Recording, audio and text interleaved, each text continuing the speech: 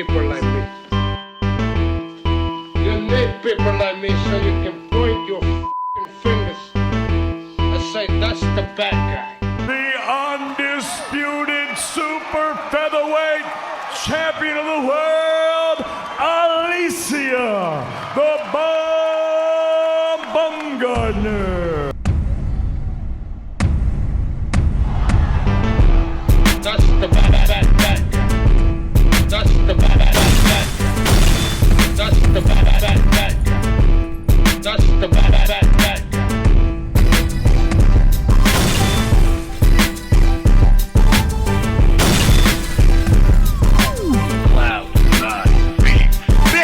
Welcome to the motherfucking relay. We're covering today's top boxing news. Okay, we'll start with this.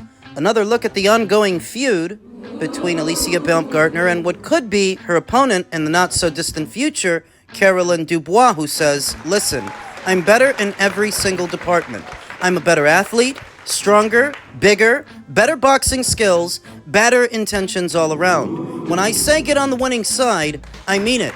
You're supposed to know what team that is. Those assertions. It's not proven, and it's not earned. And in a very general sense, standout amateurs, Olympians like Caroline, have the red carpet rolled out for them, from the amateurs into the pros, that Caroline's road to the paid ranks wasn't anywhere near as difficult as Alicia's has been. For years, she worked in the shadows before eventually finding herself in the spotlight. I don't actually think Caroline has as much dog in her as Alicia. Now consider that right out of the amateurs into the pros, Caroline was fighting on a major network and still is, where for a number of years, Alicia was down there in the chicken gizzard circuit. No red carpet. No certainty and no assurances that any of the work she was putting in would amount to anything, just taking it on faith that eventually it will all pay off. Alicia is one of those fighters that came into the game before the major networks did, before it became what it is now. All the money and opportunities that a younger fighter like a Caroline Dubois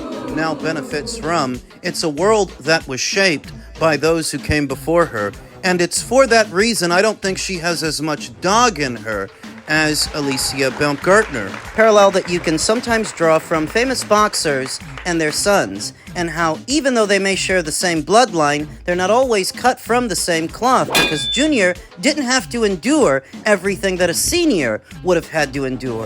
Chavez Jr. versus Chavez Sr., Eubank Jr. versus Eubank Sr. It's that kind of deal. That's what comes to mind when I think about Caroline and Alicia. They're not father and son. No, but it's because one fighter had a much more difficult road than the other, separated by generations. Caroline is a member of the new school, saying, I think it's 1-0 for me already over Alicia Baumgardner. She can't handle a little bit of shit on Twitter. She's gone and blocked me. I haven't said anything disrespectful other than the truth. I'll beat her, and she's a drug cheat. How is she going to handle 10 rounds of me? I think she'll be all right.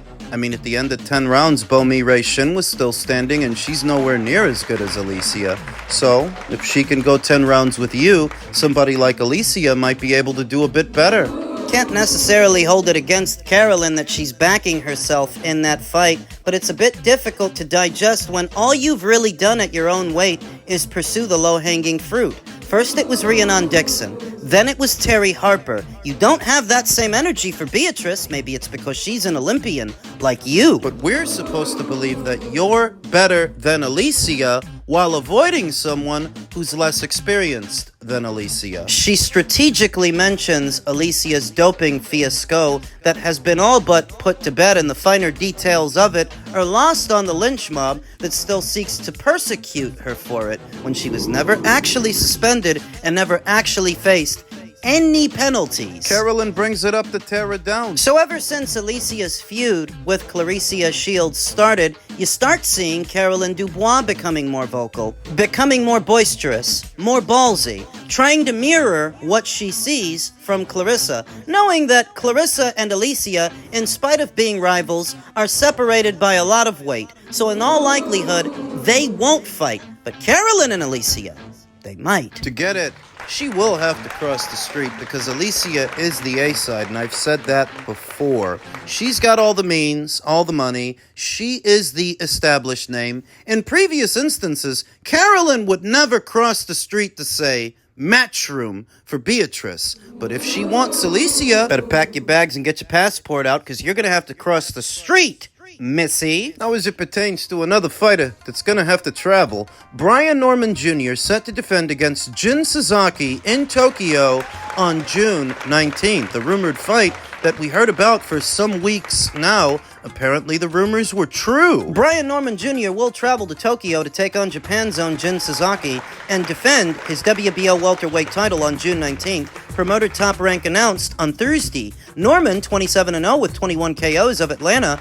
will make nearly a 7,000-mile trip to make the second defense of his title against Sasaki, 19-1 with one draw, 17 KOs, at Otis City General Gymnasium in Sasaki's hometown. Brian Norman is a motivated and talented champion who didn't hesitate when offered this opportunity, top-ranked chairman Bob Arum said. Jin Sasaki has power and punches in volume, and their styles will make for a dramatic, action-packed world title showdown. It's funny. What is? That he's willing to travel approximately 7,000 miles for Jin Sasaki, but wouldn't travel 700 for Jaron Ennis. The distance from Atlanta to Philadelphia is just a little over 700 miles. If you're willing to go all the way to Japan for Jin, why couldn't you go to Philly for Boots? Do you stand to make for Jin what you stood to make for Boots? Because when the fight was offered to him, it was as a hometown fight for Jaron Ennis. Brian Norman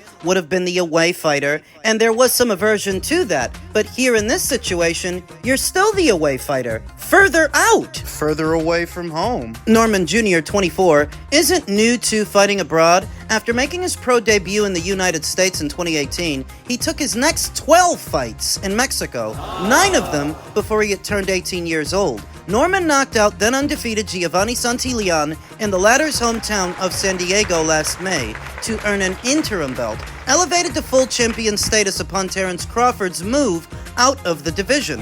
Norman followed hand surgery by making his first defense in March, stopping Cuba's Derek Cuevas inside of 3 rounds in Vegas. The king from the South comes to take over the world. I like how that sounds, Norman said of the Sazaki matchup in Tokyo. On June 19, I'm ready to put on a stellar performance and write another triumphant chapter of the Norman experience. Sazaki, 23, has not lost in 9 fights since moving up to welter in 2021. Most recently, he went 12 rounds for the first time to win a unanimous decision over Shoki Sakai last January. The Norman Sazaki headliner and the top 2 supporting bouts will stream live on ESPN Plus in the United States, what could be one of the final fights Top Rank airs on the platform when their deal ends this summer. That is unless they can reach a new deal, an extension. At least 2 of the fights that Top Rank will be putting on in the coming weeks and months on the ESPN platform before their current deal ends are not actually Top Rank shows. Junto Nakatani's upcoming unification match, Brian Norman's fight. Top Rank is not at the helm of the promotion for those shows. They are just an involved party, not dissimilar from what we saw in Yanni Beck's last 2 fights, neither of which were top-ranked shows. One was a Nomad promotion in Kazakhstan, and the other was a No Limit promotion in Australia. They're saving money. Yanni Beck is not a moneymaker for them, a ticket seller in America, like Brian Norman is not a moneymaker for them, a ticket seller in America. The best way to make money off of fighters like these is to rent them out. Take your cut from their purse. Somebody else is paying them. All you have to do is sit back and take your cut without having to stake any of your own money in doing a show. I mean, it's conceivable that money is tight around the Top Rank offices. I've heard rumors of layoffs. I've heard those rumors around the proverbial water cooler. This is a way that they can keep their fighters active and simultaneously save money, since they're not the ones putting on a show. They're just collecting their cut. And that covers the Top Rank angle of it. Now for the Jaron Ennis angle of it, because there is one. We know that Jaron Ennis means to become this division's undisputed champion before he leaves. But on the heels of this news that Brian Norman will be spending this summer fighting someone else, somewhere else. Maybe it's time for Boots to move up. Because you're not going to get Brian Norman this summer. You're not going to get Mario Barrios either. He's supposed to be fighting Manny Pacquiao. You're currently under orders to fight your mandatory challenger, Shakram Giyasov, and you have to wonder if fighting Shakram Giyasov is even worth your time. He's your mandatory challenger, and he already stepped aside once to allow you to unify titles with a Montestanionis. But is keeping the belts, that important now when you know you're not going to get a unification match in the near future? Is it worth it staying there for one more fight? I like the Giyasov fight. If they make the fight, I do like the fight. I happen to think that Shakram Giyasov can test Boots better than Stanionis just did. Stanionis looked flat. He looked ordinary. I think Shakram Giyasov, given his decorated amateur background, can provide a stiffer test for Jaron Ennis than a Montestanionis just did. But you have to wonder what Team Boots are thinking. Is it worth it staying at welterweight for one or two more fights to try and unify this division? Is it worth it? They're on the same schedule, him and Giyasov. In case you missed it, Shakram Giyasov boxed on Boots' undercard. So they're on the same schedule, they fight under the same banner, on the same platform. Making a fight between them should be relatively easy. And Shakram Giyasov is not one of these fighters that drives a hard bargain, to where you need to give him the moon and the stars to get him in the ring. He's not a prima donna. So you can do it. You can do it as a stay busy fight. You can do it to get out there one more time, since you beat a Montestanionis with relative ease. Stay busy over the summer, squeeze in one more fight in the winter. You can do it. And I happen to think Boots Ennis versus Shakram Giyasov is a good fight. I don't mind that at all. It's just all that stuff that Bozy Ennis was saying after the Stanionis fight, that they might move up. They're not going to sit around waiting for these guys forever. These guys being Brian Norman. These guys being Mario Barrios. They don't want to unify this division as bad as Boots does. But if they're going to sandbag it and drag their feet, he's not going to be there forever. Jin Sazaki. Brian Norman versus Jin Sazaki leaves a lot of room for criticism, because Brian didn't want to go to Philly for Boots, but he's going to Japan for Jin, and likely for less money than what he was offered to fight Boots. He was offered something to the tune of $1.7 million. That was the final offer. Do I think he's getting that for Jin? No.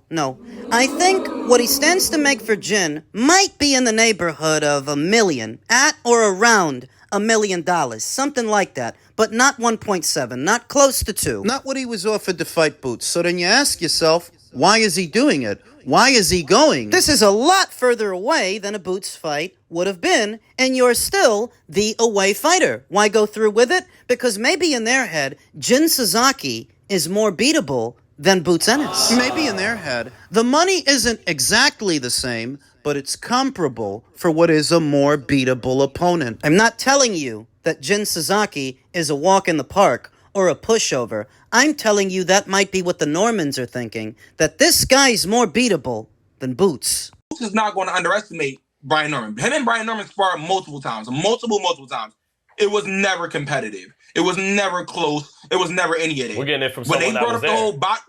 I'm sorry, go ahead. We're getting it from someone who was there. You saw them spar. Yes, I saw them spar. So even when they talked about the body shot thing, mind you, when the whole debacle of Brian Norman and his dad going on tour talking about, oh, Boots, I'm just sitting there being quiet watching until they start crossing lines. Then I'm like, all right, now, I was there. When he put Brian Norman down, if this was a fight, it would have took way more than 10 seconds for him to get up. When he put him down that body shot, it would have taken way more than 10 seconds for him to get up. But let's pretend that the body shot never happened. The spar was never close, and none of them. That fight, mark my words, does not go past 5, and I'm being generous. I don't doubt that Philly fighter's account of events, because when you look at Brian Norman, stylistically, for Boots it would be the same fight as the Roman Villa fight, the same fight as the Stanionis fight, the Avanesian fight. A guy who's trying to get mid-range to inside to let punches go, while Boots uses the ring and walks him into shots. It's not saying that Brian Norman is a bad fighter. That's just saying that stylistically, this fight really doesn't favor him. So when you think about that, and then you see him going all the way to Japan for Jin Sazaki. Well, you can see why, because he probably thinks that Jin Sazaki is a more beatable guy than Boots, just based on what he experienced firsthand. Let's talk about Jin Sazaki. 19 wins with 1 loss, 1 draw, 17 knockouts, having been knocked out once in 21 professional bouts, and that was approximately 9 fights ago at the hands of Endi Hirioka. At 140 pounds, Jin has since moved up in weight and fought approximately 9 times since then. Drew once and won 8. I don't mind the Jin Sazaki fight. I don't mind it at all. In some ways, I think the Jin Sazaki fight is more intriguing than the Boots fight would have been, because I'm settled on who would have won the Boots fight. Boots would have won that fight. He's got the style to do it. He's seen plenty of guys like Brian Norman, whereas Brian Norman versus Jin Sazaki. Jin Sazaki is basically a Japanese version of Brian Norman. They're both inside fighters, inside brawlers, maulers, bruisers. It's a question of who lands first, because I think either guy can hurt either guy. This is actually a great fight. But because it's a great fight, because it's intriguing, because Brian Norman may be facing a mirror image of himself in Japan's own Jin Sazaki, you wonder that this isn't a banana skin. Maybe you guys think he's more beatable than Boots, and maybe in some ways he is. But that's all relative. That's compared to Boots. Being somewhat more beatable than Boots doesn't mean you're a walk in the park, doesn't mean you're a picnic. It just means you're more beatable than that guy. Now, I've said in the weeks and months that have followed Team Norman, rejecting Boots' offer to unify, that where you guys think it's safe on the Top Rank side of things, playing the waiting game. Top Rank has a sink-or-swim policy when it comes to their fighters. They always have. And the most they've done with Brian Norman, since him having become WBO welterweight champion, is get him a spot on Michaela Mayer's undercard. So this is not a guy who's main eventing his own shows, headlining, and selling tickets for Top Rank. That Brian Norman really isn't yet a big part of their bottom line. And now look, they're outsourcing him to Japan. They're not even bringing Jin Sazaki to you. They're not shelling out the cash it would take to make that fight in America. They're sending you to him. So what does that tell you? That Brian Norman could lose this thing, all before he really gets to capitalize off being a welterweight champion for perhaps less money than he would have made losing to Boots. Because I don't think he's getting for Jin Sazaki what he was offered to fight Boots. You go out there to Japan, you get yourself knocked out. There goes your only bargaining chip. If you lose that brown belt, that's it. That's all she wrote. You're out of the picture, buddy. Two guys that both like to trade big punches in the pocket. What stands out to me